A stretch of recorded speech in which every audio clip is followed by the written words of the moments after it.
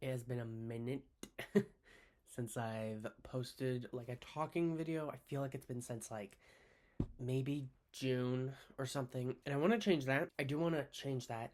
My plan was to post one um like talking video or some sort of like animatic or something once per month.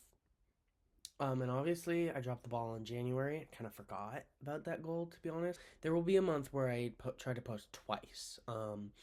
But this is like end of February at this point. I just want to get this video out there. Since I've already basically done the editing for it, I just need to do this voiceover. Here's my little sketchbook tour. I know I started my kind of YouTube videos with a sketchbook tour, so I thought it made sense to start it again. Um, I don't really have many notes about the sketchbook other than what I drew. Um, there's a train drawing I did. I did lots of those for my printmaking class that I started this sketchbook with. The sketchbook started in, I want to say, late 2024, when I was in my printmaking class.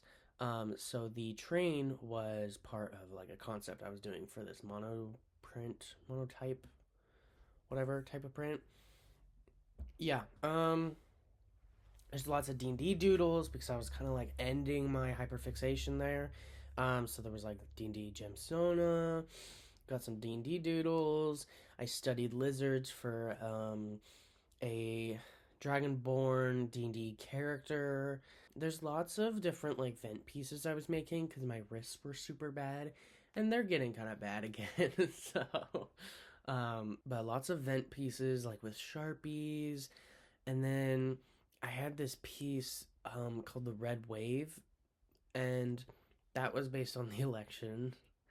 Um, there's just a lot of like vent pieces in here, lots of doodles. I tried very hard to like practice a lot with like Sharpies and my pens, and I drew lots of like ballpoint pen stuff. I was working a lot with colors, just very experimental, very fun, very like low pressure kind of doodles in this sketchbook.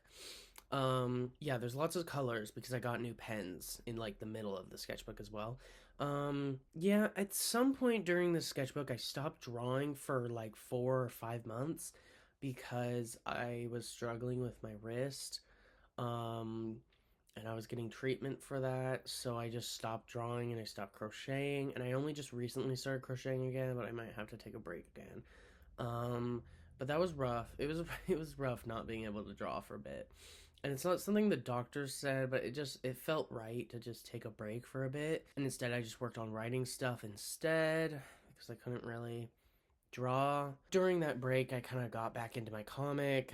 And once I was off break, I started drawing my OCs again. Like during that time, I was working on a draft that I wanted to share with my beta readers. So it's not like I wasn't doing anything creatively, it was just something a little different. There was some graphic design concepts in here about food security. That was when I started like drawing again, which was nice. There was like, oh my gosh, one of my favorite characters right now for D&D is Granny May. She is this grandma. She is this magical girl, like strength-based magic user. She goes by Granny Slay when she's in costume. Like it's perfect. I love her so much. She's so sweet and she tries really hard to help everyone, and that kind of makes her kind of simplify things that really are just super complicated, you know, and I just love her. Love her to death. There's also some doodles here of Mother Demon's redesign. I did May's redesign and like doodle interactions between her and Eli. There was attempts to redesign Clara. And at some point, I don't know how it happened, but I started drawing Eli like way more rectangular after my drawing break. So he's very like rectangular, and I love it because I feel like it shows a bigger difference between him and Tyler's designs. I did a lot of like Eli and the fam, you know, kind of doodles during a camping trip I went on. I'm gonna have to cut out a bunch of pages on here because it shows just like story concepts and stuff, and it's kind of spoilery, so I kind of don't want to show that. But it was a really good trip. Like that trip helped me like basically rewrite the end of my comic. That was fun.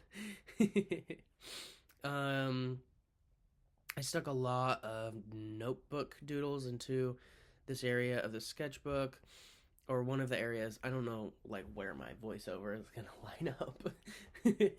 But I took a bunch of the doodles that I had in the notebook and I just stuck it in here because I was like, well, I don't want it in the notebook because eventually I'll probably get rid of that notebook, but I'm not gonna get rid of the sketchbook. Um, yeah, nothing crazy with this sketchbook. I am glad that I finished it. My goal was to finish it before the end of 2025. I think I finished it January 2026, but I feel like that counts still. That counts.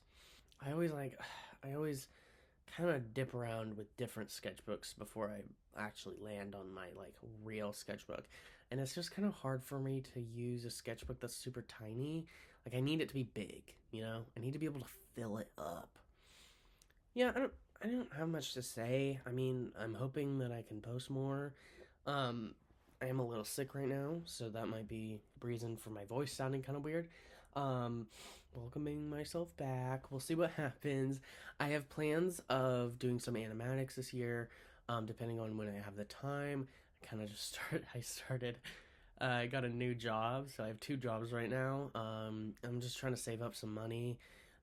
This isn't important, but just letting, I don't know, just like informing of how this year's gonna be a little. I'd love to start commissions. I think that would be really fun. But it just depends on my timeline, and all that kind of stuff.